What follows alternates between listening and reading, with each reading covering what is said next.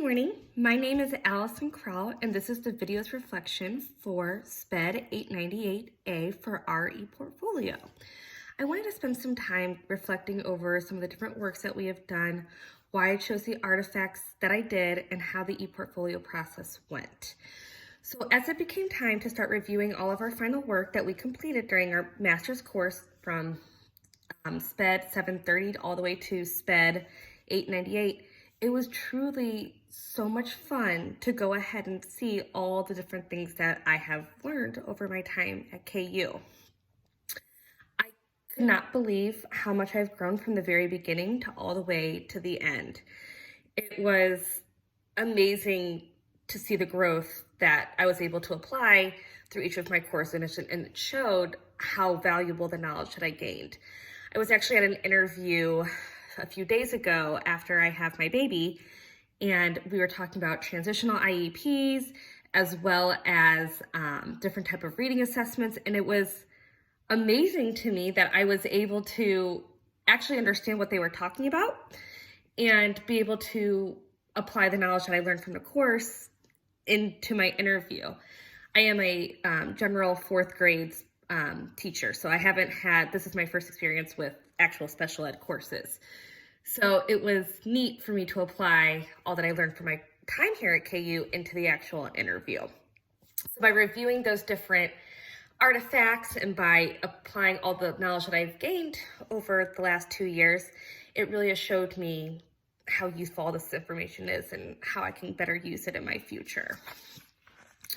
Now, when it came to picking my artifacts, I wanted to showcase what I did best. What was the most important thing that I learned, what showed who I am as an educator, and what showed my philosophy. So when I'm picking my 12 artifacts, I wanted to showcase my best work. I also wanted to show how much I've developed over the last 2 years. So not just what I've learned recently, but how much I've grown throughout my entire time.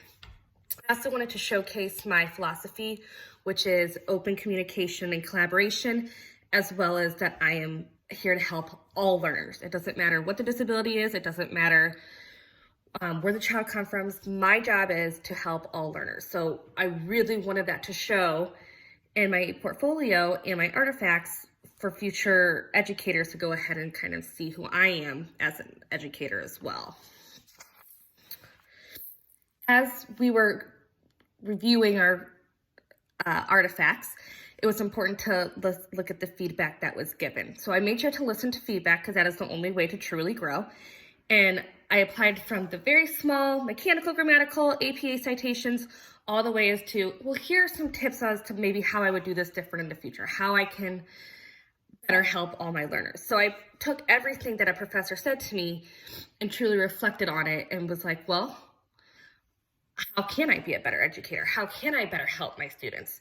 So the feedback I really wanted to focus on and apply in my revised artifacts, because that's how I grow, is how I better show that I care about my students and that I care about growing as an individual. When writing my artifacts, I did 2 points of views. I did subjective and I did objective. I took the subjective standpoint in terms of my development because that is my personal philosophy. That's how I grew. And I was objective in terms of the assignment requirements as to what I was supposed to do.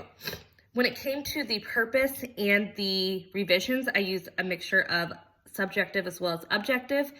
I always added a personal touch of purpose for me in addition to what was expected during the course because I feel like it was truly an individualized plan. In the revisions, I took what the professors gave to me as well as what I learned on my own. Now that it was time to tie everything together and put it in my ePortfolio, it was so much better than I expected. We've had a lot of practice with ePortfolios in prior classes. However, this was the easiest one yet, and I do believe that was because of all the practice that we had in all of our different courses. I found it was easier to showcase my skills, it was easier to navigate, it was easier to build, and I was able to develop more than I ever have. However, I'm not quite where I want to be yet. So I'm going to continue over the next few weeks, continue to build it before I showcase it during my interviews. Overall, I've learned what it means to showcase myself when it in terms of the ePortfolio. It's kind of hard when you have to brag on yourself and say, oh, look what I learned. Look at how awesome I am. But ultimately, that's what an ePortfolio is. It's to make you more confident and for you to realize, you know what? No, I have learned a lot. I have built upon myself as an educator, and it's okay to showcase that. It's okay to talk about that. So I think that helped me grow in terms of my ePortfolio, that it's okay a little bit to brag on yourself and show all you learn, because you should be proud. You have completed your master's at KU, and the ePortfolio definitely allows you to go ahead and do that. I'm going to use my ePortfolio in future interviews, especially in terms of special education, because this is going to be a new field for me instead of being a general ed teacher. Everything from here has been smooth sailing, due to the constant feedback, due to the helpful tips that I've received. So I'm very excited to go ahead and showcase all the skills that I have learned at my time at KU. Thank you so much.